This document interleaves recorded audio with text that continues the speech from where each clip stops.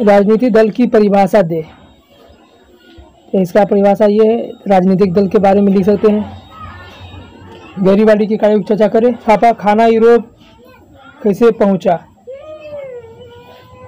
विश्व बाजार से आप क्या समझते हैं, इसका उद्देश्य और विकास कैसे हुआ। तो विश्व बाजार ये क्वेश्चन है, केवल क्वेश्चन को बता रहा हूँ, ऐसे आंसर को भी पढ़ सकते हैं। इटली के एकीकरण में मेजनी काबू राव गैरीबाल्डी के योगदान का उल्लेख करें। बाढ़ को नियंत्रित करने के किन्हीं 2 उपाय को लिखे। बाढ़ को नियंत्रित करने का मतलब बाढ़ से को रोकने के लिए 2 उपाय बताया है। सतत विकास से आप क्या समझते हैं, ये भी क्वेश्चन भी आइए। सतत विकास का शाब्दिक अर्थ कैसा विकास जो विकास की प्रक्रिया जारी रह सके। यह वर्तमान पीढ़ी को ध्यान में रखकर नहीं बल्कि भविष्य को पीढ़ी को ध्यान में रखकर काम किया जाता है। यह टिकाऊ बना रहे भविष्य के लिए, ये उस नज़र को देखते हुए ध्यान में रखकर काम किया जाता है। वायु परिवहन की किन्हीं 2 विशेषताओं को लिखे। वायु परिवहन के बारे में बताया जा रहा है। वायु परिवहन संसाधन को परिभाषित कीजिए। संसाधन को परिभाषित कीजिए। भारतीय कृषि की निम्नलिखित उत्पादों के 2 कारणों बताएं। भारतीय कृषि के बारे में बताया पूछा जा रहा है। बिहार की प्रमुख नदी घाटी परियोजनाओं के नाम को लिखे। बिहार के प्रमुख नदी घाटी परियोजनाओं के नाम को लिखने कहा जा रहा है। इसका आंसर ये सब है।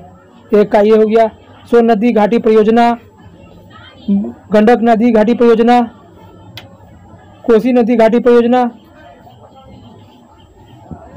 दुर्गावती जलाशय परियोजना, ऊपरी की ये सब क्या है,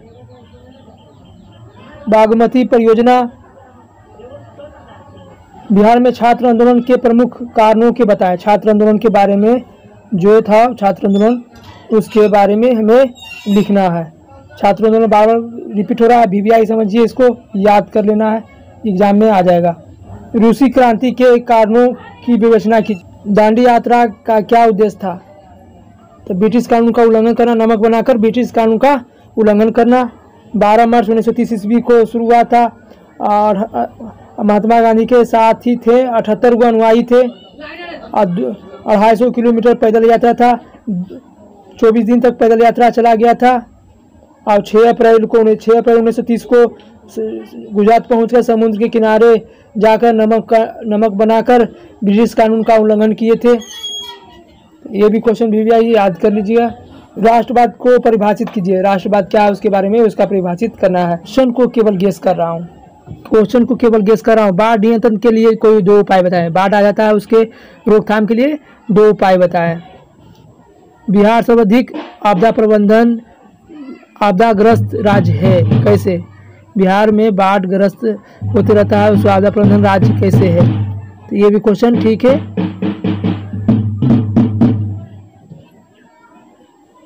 आग लगने की परिस्थिति में हमें क्या प्रबंधन करना चाहिए। आग लगे की परिस्थिति में हमें निम्नलिखित प्रबंधन करनी चाहिए, व्यवस्था करना चाहिए। आग में फंसे लोगों को बाहर निकालना चाहिए। छत पर फंसे हुए लोगों को बाहर से सीढ़ी लगाकर निकालना चाहिए। और 102 नंबर पर कॉल कर फायर ब्रिगेड को बुलाना चाहिए। अग्निशामक यंत्र को बुलाना चाहिए। पानी मिट्टी से बुझाना चाहिए।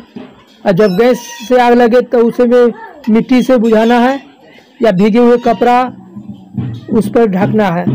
तो आग लगने की स्थिति में क्या क्या प्रबंधन करना चाहिए वो लिखना है। ये भी क्वेश्चन पूछा हुआ है, पूछ दे तो आप लोग लिख दीजिएगा।